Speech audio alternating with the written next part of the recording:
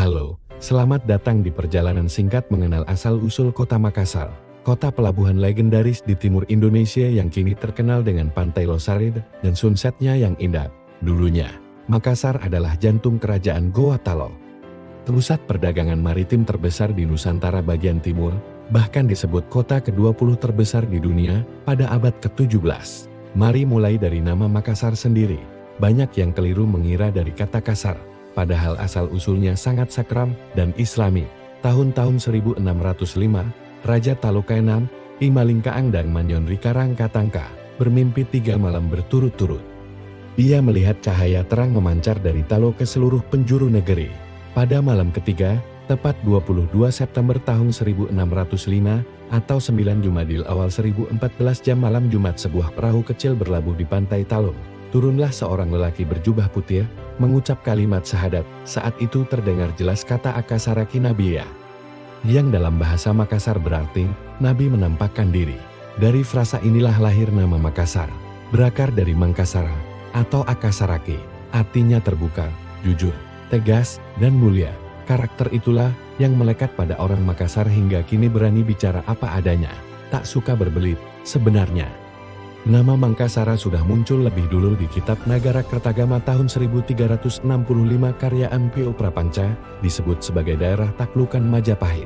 Tapi legenda mimpi raja dan kedatangan sosok suci yang diyakini Datori Bandang inilah yang paling hidup di ingatan masyarakat.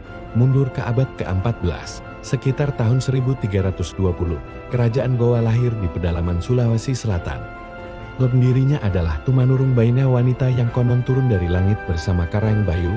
Mereka diangkat oleh Bet Salapanga, 9 kelompok masyarakat awal. Awalnya Goa adalah kerajaan agraris, sawah-sawah luas dibuka, hutan ditebangi. Penduduk bertambah cepat berkat pertanian padi intensif. Akhir abad ke-15, konflik internal pecah, putra Raja Goa ke-6 kalah perebutan tahta, melarikan diri ke muara Sungai Talo. Lalu mendirikan kerajaan Talo yang berorientasi maritim dan perdagangan. Tahun-tahun 1511, Karang Tumaparisi Kalona berhasil menyatukan kembali keduanya. Ia memindahkan pusat kekuasaan ke tepi pantai, membangun benteng Sombaku di muara Sungai Jeneberang. Lokasi inilah yang menjadi embrio kota Makassar modern. Puncak persatuan terjadi tahun 1565 dengan semboyan 2 raja 1 rakyat. Kerajaan Goa Talo resmi berdiri. Dalam waktu singkat, mereka menguasai hampir seluruh Sulawesi Selatan, Pulau Selayan, Buton, Bima, Banggai, hingga pesisir timur Kalimantan. Pelabuhan Makassar jadi magnet dunia, beras Sulawesi ditukar rempah Maluku, kain dari India, porselen Cina, rempah-rempah Timur Tengah. Populasi kota melonjak melebihi 100.000 jiwa, lebih padat daripada Amsterdam waktu itu. Islam masuk tahun 1607 lewat 3 ulama Minangkabau, Datori Bandang, Datori Tiro, dan Datori Patiman. Raja Goa 14, Satu Mangarangi dan Manrabia bergelar Sultan Alauddin, dan Raja Talo Mangkubumi sama-sama memeluk Islam. Tanggal 9 November tahun 1607. Salat Jumat pertama digelar di masjid-masjid istana itulah yang kini diperingati sebagai hari jadi kota Makassar. Masa keemasan dicapai di era Sultan Hasanuddin, dijuluki ayam jantan dari timur. Ia menolak monopoli VOC, membangun armada perang tangguh, dan menjalin aliansi luas.